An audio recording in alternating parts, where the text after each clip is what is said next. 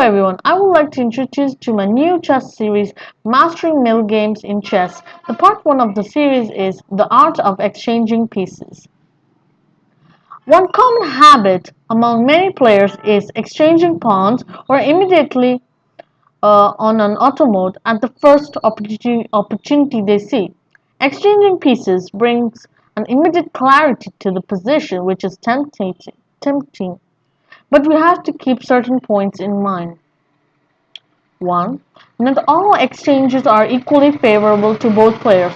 Usually, an exchange favors either white or black by a slight margin.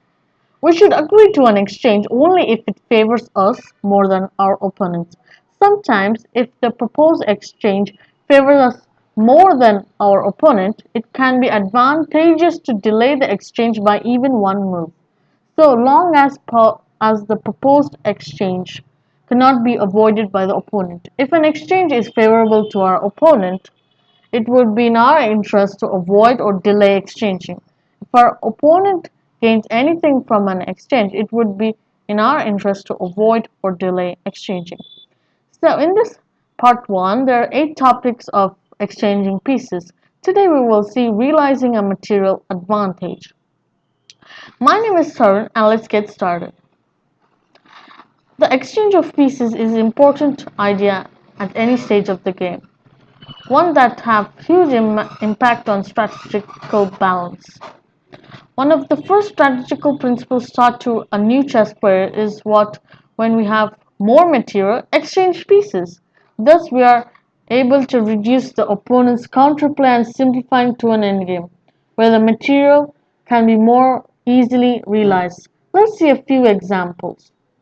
So on the board you can see um, white king is quite weak and the position is quite open. In this late middle game position, white is 2 pawns up, but his king is rather exposed on f1. Efimenko finds a technical solution. I would like to all viewers to pause the video and think, what did Efimenko played against Rafael Vagnian?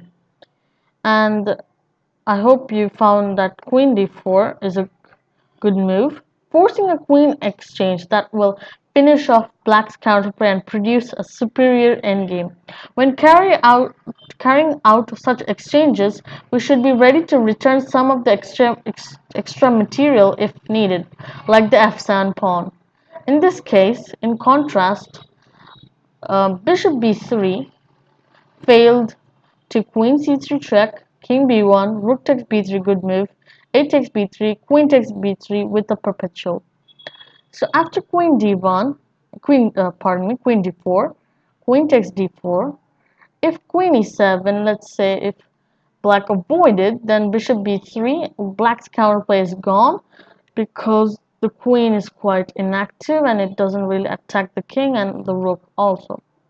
Queen into c4 fails because of queen d6 check, king f7, queen takes b8, queen c3 and queen b2, and white is clearly better. So after queen takes d4, rook takes d4, knight takes c4, rook takes c4, king takes f7, and a4.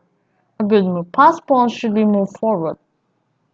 In the game, by heavy time trouble, Efimenko preferred rook e4, which is dubious when black could have put some resistance by rook d8, rook e2, and rook 8, hindering the advance of the a pawn.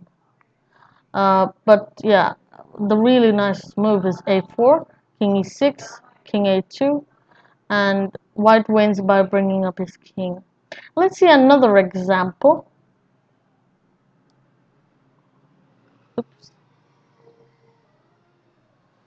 Uh, it's versus Dujurhurst versus um, Halliston, and it's black to play. White is 2 pawns down, but it's close to recurring one of them and enjoys a fair amount of activity for the other one.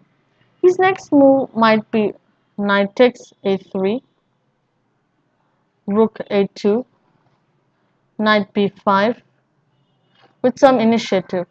Now I would like to all viewers to pause the video and think, what did black play here?